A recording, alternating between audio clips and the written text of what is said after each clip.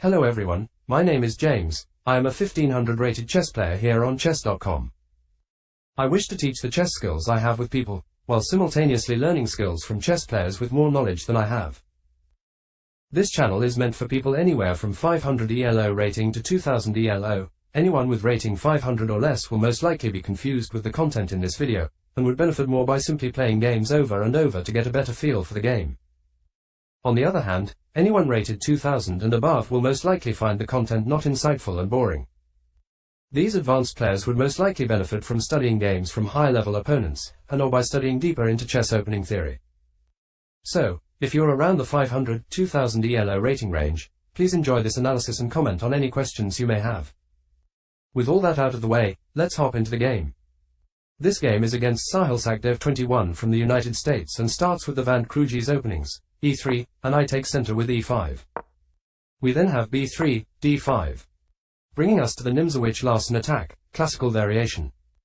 Usually black ends up in a defensive position as black will always be a move behind. However, in openings like these, black actually ends up being the attacker as I clearly have center control.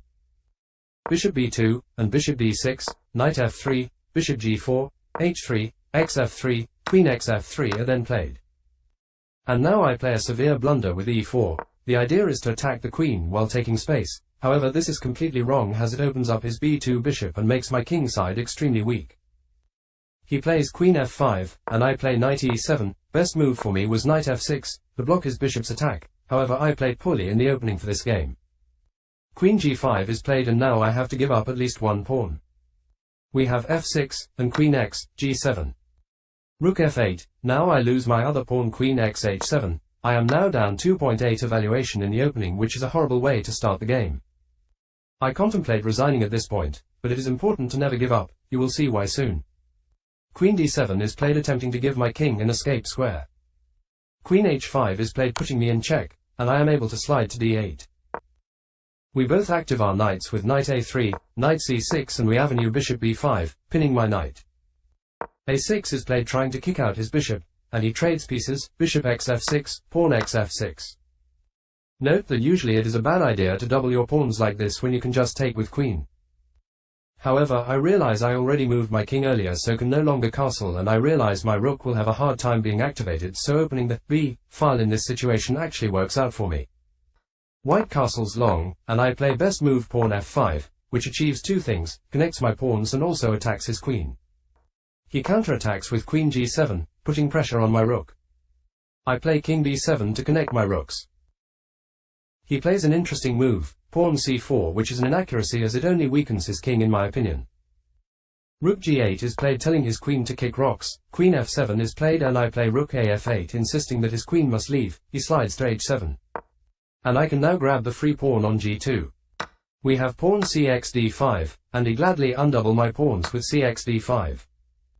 He plays king b1, and I take his other free pawn on f2, and we are now tied on material. Queen h6 and I play best move, rook g7. This is a great move as it dodges his attack, while also preparing to double up my rooks on the 7th rank, which is just about always a good idea. Queen h4 is played, and I play rook g2, now connecting my rooks. Rook hg7 is played attempting to disconnect my rooks, and I notice I can take one of his pawns after all the trades, so rook xg1 is played, rook xg1, rook xd2. He played rook g7, looking for an attack on my pieces, and I play queen c6, looking for an even stronger attack on his pieces. He defends with best move, queen e1. And I fall back to rook h2, which also attacks his pawn. He defends with rook h7. Let's look at the board for a second. See how all of his pieces are defending and all of my pieces are attacking. My position is great as all of my pieces are doing something useful for me. My knight is defending my pawns, my bishop defending my knight and rook while also attacking his knight. My rook is useful as it attacks his pawn and bishop, and my queen is protecting my king while subtly attacking his king. All of my pieces are working together in harmony, which is key in the game of chess. I now notice that I can capture his knight, which removes a defender from the c2 square and will allow my queen to slide in. He sees this and decides that this will only lead to mate, so he does not capture back and plays bishop c3. There is now a genius tactic that I miss in the game, but it leads to mate in 6. Can you find it?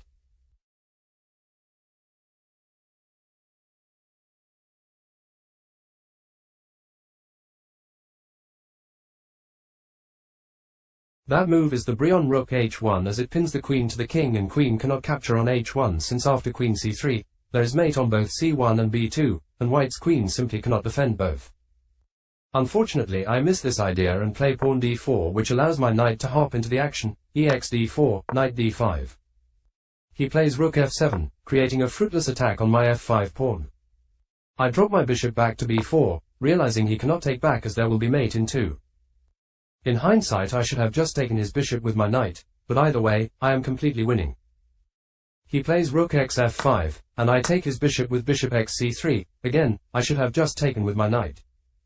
He now takes my knight with rook x d5, this hangs his queen, but temporarily protects his king.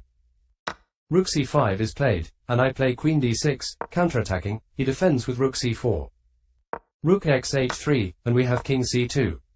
Bishop f2 is played looking to grab his d4 pawn, and after a few moves, white resigns the game.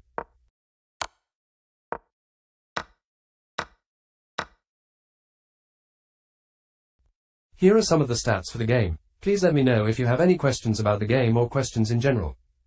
I will be sure to respond.